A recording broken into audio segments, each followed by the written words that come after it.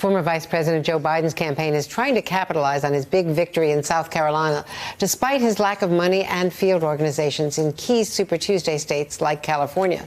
Joining me now from California, former Defense Secretary and CIA Director Leon Panetta, who also served as White House Chief of Staff in the Clinton White House. He endorsed the former vice president on Friday. Welcome. Good to see you. Thank you, Secretary Panetta.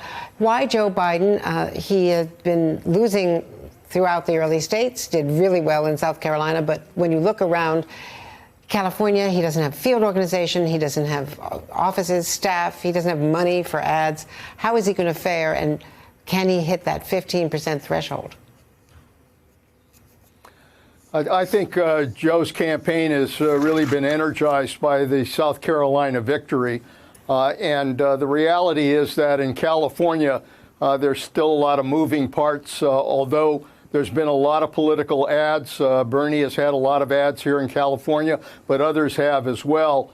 But Californians tend to be pretty much dependent on who the winner will be in November. And I think if they think about it, they know that Joe has a much better chance of beating Trump in November. And I think that's going to count for something in California as well as other states. Is he hurt by the fact that nearly 2 million Californians early voted before he was the big winner Saturday night? Well, we do have voting by mail in California, and there's a lot of people who have voted. But I voted for Joe by voting by mail. And I think he'll be able to do well. He'll be competitive, and that means if he's able to get delegates in California, I think that'll give him the ability to pick up delegates elsewhere as well. And I think he'll continue to have some momentum going into the convention. What about President Obama? The former president did call him to congratulate him, is not endorsing yet. I guess doesn't want to put his thumb on the scale yet, but where do you think the former president is, since he is the biggest Democrat in the party, certainly? Well, look, there's no question. I mean, I was in the Obama administration as CIA Director and Secretary of Defense. I saw the partnership between President Obama and Vice President Biden. It was a very close partnership. They were not only good friends, but they work well together. So, I'm assuming that in the end, although President Obama will try to stay out of it while the nomination battle is still going on, I don't think there's any question that he will come in and strongly support Joe once he's nominated. Can Bernie Sanders beat Donald Trump? Well, I think that's the concern. I have a real concern that that Bernie, as a socialist, he's not even a Democrat, for goodness sakes. He's a socialist.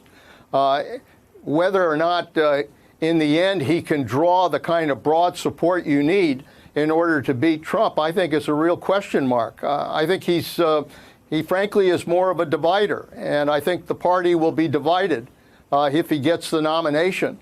Certainly in talking to members of the House and the Senate, they are very nervous about Sanders' candidacy and whether or not that will undermine the ability to not only retain the House, but to gain the Senate. So there are a lot of concerns about whether or not Bernie, should he get the nomination, not only will he lose in November, but he could hurt the Democratic Party in November as well. Mike Bloomberg got into the race because he thought that Joe Biden was failing, frankly, in the first couple of races in Iowa and New Hampshire. And he was coming in as a stop Sanders moderate alternative. Is he now, in fact, becoming a spoiler and hurting Biden's chances of slowing down Sanders' momentum?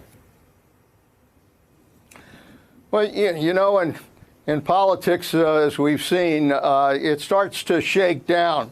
And it's beginning to shake down now into a two-man race between Joe Biden and Bernie Sanders.